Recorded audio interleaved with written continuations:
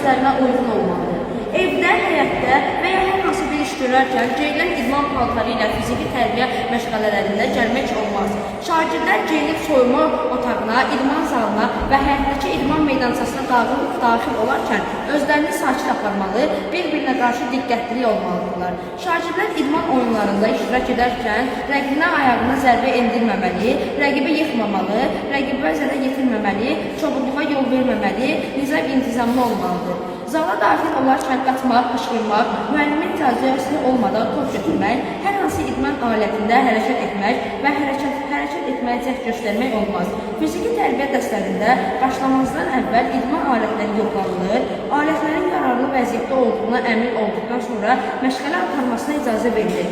İdman alətləri idman zalında elə yerləşdirilməlidir ki, şagirdlərin aniyəsiz olaraq bir alətdən digərinə yer dəyişmək mümkün olsun. Alətlərin çıxarılması və quraşdırılması müəllimin nəzarəti altında həyata keçirilir.